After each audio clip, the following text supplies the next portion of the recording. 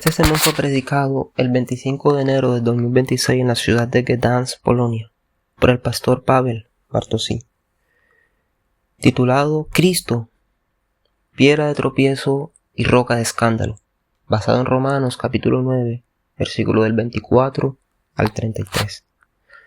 Nosotros, a quienes Él ha llamado, somos tales instrumentos, no solo de entre los judíos, sino también de entre los gentiles. Como también dice en Oseas, llamaré a mi pueblo mío, y a la que no era amada, la llamaré amada. Y sucederá que en lugar donde se les dijo, no sois mi pueblo, serán llamados hijos del Dios viviente. E Isaías clama respecto a Israel. Aunque el número de los hijos de Israel sea como la arena del mar, solo un remanente se salvará, porque el Señor ejecutará juicio rápidamente y en poco tiempo sobre la tierra. Y como predijo Isaías, si el Señor de los ejércitos no nos hubiera dejado descendencia, habríamos sido como Sodoma y como Gomorra. ¿Qué diremos pues? ¿Que los gentiles que no buscaron la justicia alcanzaron la justicia por la fe? Pero Israel, que buscó la justicia por la ley, no la alcanzó por la ley. ¿Por qué? Porque no fue por fe, sino como por obras. Tropezaron con la piedra de tropiezo. Como está escrito, he aquí pongo en Sión una piedra de tropiezo y una roca de escándalo, y todo aquel que crea en él no será avergonzado. Dios es un Dios soberano. Tendrá misericordia de quien la tenga. ¿Por qué recibiste el perdón de tus pecados? ¿Por qué Dios tuvo misericordia de ti? ¿Cómo es que eres cristiano y creíste en Jesús? Porque Dios tuvo misericordia de ti. No encontraremos otra razón para nuestra salvación. Dios nos salva por gracia, lo cual no hemos merecido, y nada más. Pablo llama a las personas salvadas vasos de misericordia, no vasos de recompensa. Y estos vasos de misericordia incluyen a creyentes de entre los judíos y gentiles.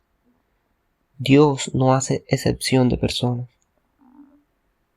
Al comienzo del texto de hoy, Pablo confirma esto citando al profeta Oseas, quien predijo que Dios reuniría a quienes no son su pueblo, es decir, gentiles de todas las naciones, y los haría su pueblo e hijos de Dios. Versículos 25 y 26, Oseas 2:3, 2:23.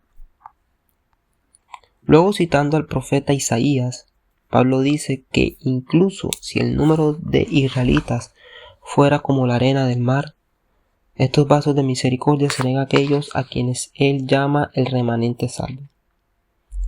Por lo tanto, no hay una bendición automática para alguien que es judío, y no hay un lugar de segunda clase en la iglesia para alguien que no es judío. Sí, Israel fue elegido por Dios de entre las naciones, de entre los tiempos anteriores al nacimiento de Cristo. Pero no para que Dios escogiera una nación en la tierra, para que disfrutara de un estatus especial. No. Desde el principio Dios eligió a Israel para ser una luz para las naciones. Desde el principio el propósito de la existencia de Israel fue llevar la luz del conocimiento de Dios a las naciones. Israel era como el megáfono de Dios, destinado a llamar a todas las naciones a venir a la luz, a Dios, el Señor del cielo y de la tierra. El objetivo no era admirar el megáfono, señalar su diseño único y su lugar en el estante. El megáfono es un medio, no un fin. Si no cumple su función, no deberíamos colocarlo en un lugar de honor en la sala y hablar de su excepcional diseño. Desafortunadamente, hay corrientes en la iglesia que enseñan que este megáfono es un objeto especial y merece un lugar de honor, aunque esté lleno de polvo y no cumpla su función. Pero es un megáfono y merece reconocimiento.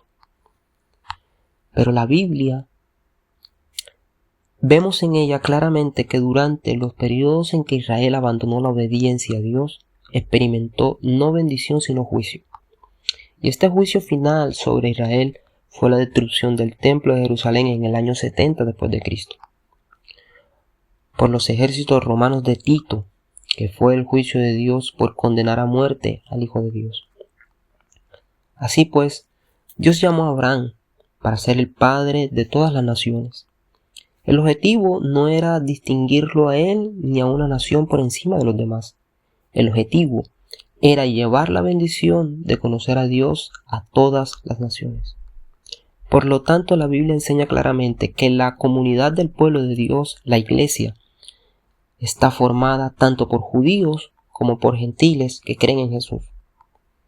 Y esta no es una enseñanza nueva, pero Pablo cita a Oseas e Isaías, indicando que este era el propósito del llamado de Israel en el Antiguo Testamento.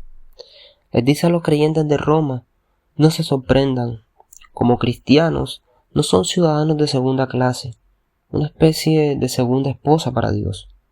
Dios siempre ha tenido y sigue teniendo un solo pueblo, creyentes tanto judíos como gentiles. Todo el argumento de Pablo sobre Israel en esta parte de la carta a los romanos no es una digresión como les explico el camino de la salvación, pero apoyen el Estado de Israel y las acciones políticas de los judíos, pues a los ojos de Dios son el pueblo especial de Dios. No. Pablo afirma que en todo Israel el remanente fiel era el verdadero descendiente de Abraham. ¿Cuál remanente? El que tuvo fe, no la sangre de Abraham. Y Pablo deja claro lo mismo a los creyentes no judíos. No todo el que es cristiano exteriormente lo es interiormente. La condición para pertenecer al pueblo de Dios, la Iglesia, el nuevo Israel, es la fe en Jesús. Pero curiosamente los gentiles, es decir, los no judíos, no buscaron estos privilegios en absoluto. No buscaron la justicia y sin embargo la obtuvieron. Versículo 30. ¿Qué diremos pues? Que los gentiles que no buscaban la justicia la alcanzaron, una justicia que viene por la fe. Así, los gentiles fueron declarados justos por Dios mediante la fe que tenían, no mediante la fe en la existencia de Dios, no mediante la fe en la existencia de Jesús, sino mediante la fe en Jesús, mediante el arrepentimiento, la conversión y la confianza en Jesús. Y el profeta Oseas ya lo había predicho, anunció que la herencia y las promesas que Dios dio a su pueblo en el Antiguo Testamento eran, entre otros, para quienes no eran el pueblo de Dios en ese momento. Aquellos que en la antigüedad estaban fuera de la esfera de la gracia de Dios se convertirían en sus hijos. Pablo no les está diciendo de nuevo nada nuevo, de hecho, les está haciendo entender a los creyentes de Roma: Dios siempre ha bendecido a quienes no lo merecían. Así que simplemente no esperaban esta bendición. Por ejemplo, ustedes. A los judíos les dice: ¿de verdad les sorprende tanto que los gentiles acudan en masas a Cristo para convertirse en el pueblo de Dios?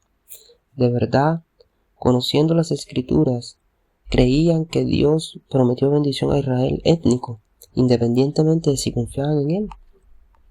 Alguien podría decir: pero los judíos buscaban la justicia. ¿Por qué? Entonces no la alcanzaron. La respuesta está en el versículo 31. E Israel, buscando la justicia bajo la ley, no la alcanzó bajo la ley. Así que el problema no es que los judíos buscaran la justicia, sino cómo lo hicieron. Los judíos buscaban la justicia mediante la obediencia a la ley. Intentaron alcanzar la justicia siendo lo suficientemente buenos. Por supuesto, fracasaron, porque nadie logra cumplir la ley.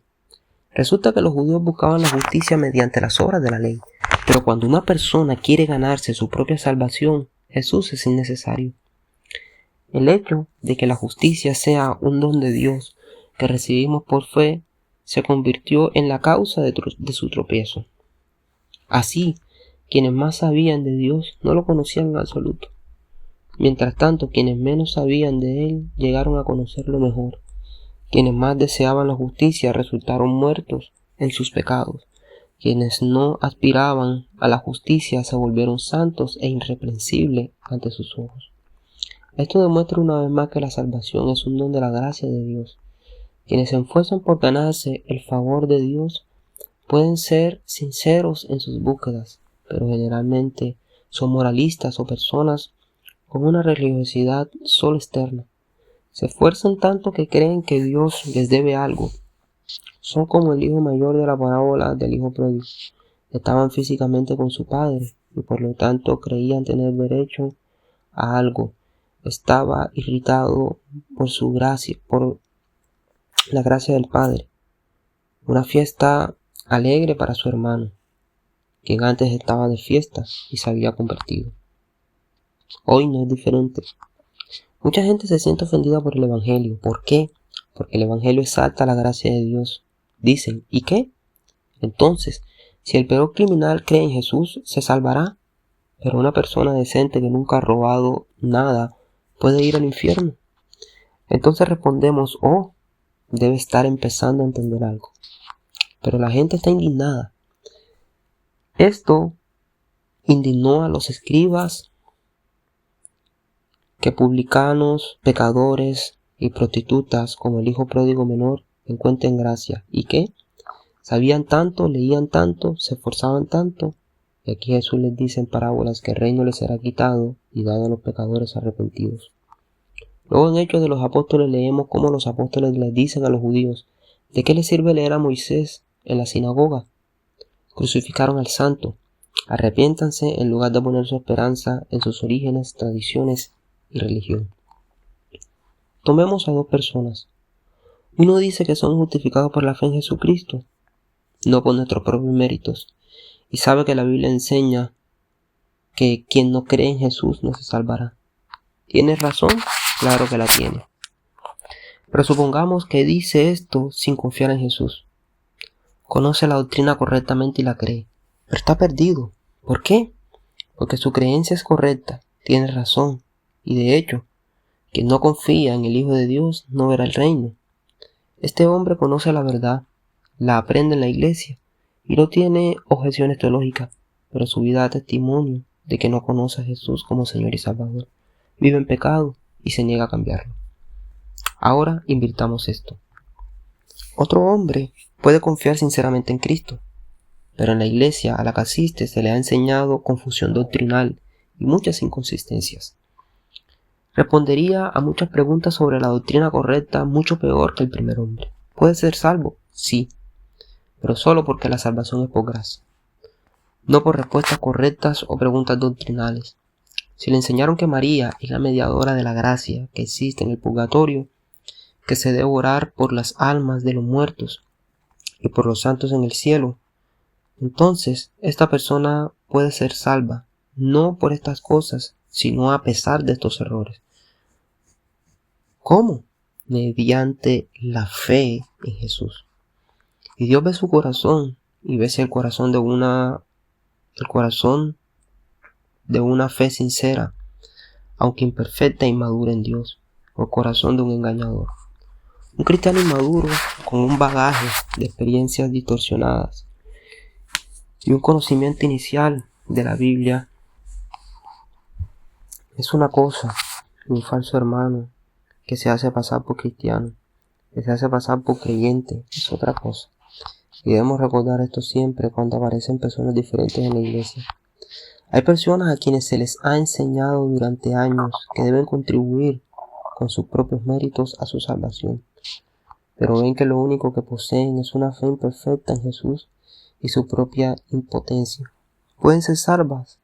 Si creen que no, la pregunta es si realmente crees en la salvación por gracia, porque la respuesta no huele a gnosis, es decir, a la fe en la salvación entendida como una recompensa por mi correcta comprensión de camino a la salvación. Un buen ejemplo es la comunión. No invitamos a la comunión de la mesa a quienes creen y comprenden correctamente lo que es la comunión, porque no es una expresión de salvación por obras. Invitamos a quienes confían en Jesús, porque la comunión del cuerpo y la sangre del Señor es una expresión de salvación por gracia mediante la fe. Así, Israel, buscando la justicia bajo la ley, no la alcanzó. ¿Por qué? Porque no fue por fe, sino como por obras. Tropezaron con la piedra de tropiezo. Como está escrito, he aquí, pongo en Sión una piedra de tropiezo y roca de escándalo, y el que crea en él no será avergonzado. Así que los judíos creían ser justos ante Dios por sus propios esfuerzos. Sin embargo, la piedra que se interponía en su camino, la piedra con la que tropezaron, fue Jesús. Todos los que piensan en la salvación como una justicia propia tropezarán con él. ¿Por qué la gente tropieza con Jesús? Porque la fe en él exige renunciar a cualquier intento de cooperar con Dios. En cambio, debemos reconocer nuestra propia culpa, nuestra propia miseria y aceptar la salvación únicamente como un regalo. Y esto significa confesar: Señor, solo tengo el pecado por el que Jesús murió. Jesús espera que te humilles y entonces Él mismo te resucitará. Esto se expresa mediante la confesión general en la adoración. ¿Qué sucede durante la confesión de pecados? Cuando nos arrodillamos justos ante Dios, nos humillamos ante Él, confesamos nuestros pecados. Entonces Dios nos levanta de nuestras rodillas y nos asegura el perdón, para que con el rostro en alto podamos exaltar su nombre. Este es el camino a la paz con Dios, a través de la cruz, a la resurrección, a través de la humanidad, y el arrepentimiento del pecado, a través de la confesión, a recibir la seguridad del perdón y la libertad en Jesús. Pero mientras tratemos la salvación como si fuera una cuestión de obras, seguiremos tropezando y creyendo en nuestro encuentro con Cristo. Él es la roca, o construimos nuestra vida sobre ella, o tropezamos con ella. Esto demuestra que en la religión puedes seguir un camino que te parezca correcto, pero no llegar a tu destino. ¿Por qué? Es simple, porque estás en el camino equivocado. Seguirlo con sinceridad, pero por el camino equivocado, no te llevará a tu destino. Sin embargo, los paganos, que no buscamos la justicia, la alcanzaron. Una justicia que proviene de la fe. En otras palabras, la fe es la manera en que debemos mirar a Cristo para conocerlo. Muchas personas miran a Cristo, pero no a través de los ojos de la fe. Lo ven como un profeta, un maestro de etnia, una figura histórica interesante, o como los fariseos, un engañador. En resumen, no lo conocen como es Él. Por lo tanto, si quieres conocer a Cristo como Él realmente es, míralo a través de los ojos de la fe. Y no me refiero a una forma mágica, oculta, desconocida de ver a Jesús. Hablo de ver a Jesús como lo presentan las Sagradas Escrituras. Tenemos la verdad sobre Él revelada, descubierta, no oculta ni disimulada. La fe es un par de ojos creados para contemplar a Cristo. Douglas Wilson. Anteriormente Pablo habló de la acción soberana de Dios. Somos como el barro y Dios como el alfarero. Dios hace lo que le place. Aquí, sin embargo, leemos que los judíos rechazaron la salvación por gracia, porque buscaban la justicia mediante la obediencia de la ley. Por lo tanto, la doctrina de la soberanía de Dios como de la responsabilidad humana son verdaderas. La doctrina de la elección de Dios, al igual que las doctrinas, son verdades bíblicas. Dios elige al hombre para la salvación. Por lo tanto, el hombre elige a Jesús. Ambos eligen. Pero la elección de Dios procede a la decisión humana. Creamos en la soberanía total de Dios sobre toda la historia humana y la responsabilidad de cada persona por su propio comportamiento. No decimos que debemos elegir una u otra opción, ya que ambas se enseñan en las Sagradas Escrituras.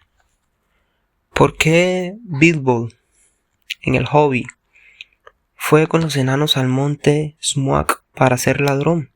porque finalmente decidió hacerlo, queriendo ayudar a los enanos a recuperar su hogar. Pero también se podría responder así, porque así describió su historia el señor Tolkien, el autor de los Hobbit. Por supuesto somos más grandes que un personaje literario, pero Dios también es más grande que el autor de los libros. Estás aquí porque creíste en Jesús y decidiste ir a la iglesia a pesar del frío glacial. Al mismo tiempo, estás aquí porque Dios tuvo misericordia de ti, te dio el don de la fe y te dio la voluntad y la capacidad para hacerlo. No se trata de o está, o esto o aquello, sino de que ambas son ciertas. No tenemos que elegir cuál es el más concierto. Y una aplicación más al texto de hoy. Todos nacemos pecadores. Si no confiamos en Jesús desde la infancia, el pecado madura y damos fruto de muerte. Jesús fue enviado a morir en la cruz. Esta es la única manera de libertarte del pecado, de terminar tu relación de amor con Él. Si vas a la iglesia y escondes tu pecado, te niegas a confesarlo a Dios y no te arrepientes, asistir a los servicios no te hace mejor persona. Ir a la iglesia sin conversión añade a tu falta de conversión el pecado de la hipocresía, el autoengaño y mentir a los demás. Es como decirte a ti mismo, sí, tengo manzanas podridas en mi mochila, pero tal vez cuando me presente ante Dios, Él complazca con una cáscara o un tallo de manzana. Esa persona añade el pecado a la necedad si piensa que Dios se complacerá con ella. Señor Dios, sacaré unas monedas sucias de mi bolsillo para comprar una casa en el cielo. ¿Te bastaría? Suena a insulto hacia Dios. Mira cómo Jesús lidió con el pecado. Tenemos muerte, sepultura y resurrección. Y ese es nuestro camino. Debemos morir al pecado, no enmascararlo. Debemos morir al pecado para recibir nueva vida. Por lo tanto, recuerda que la única máscara de ser considerado justo ante Dios no es obrar tu propia justicia, ir a la iglesia, asistir a las reuniones cristianas e intentar ser una persona decente. Solo la confianza sincera en Jesús, que lleva a apartarse el pecado, puede hacer que Dios te considere justo. Ama a Jesús más que al pecado y te animo a que lo hagas. Amén.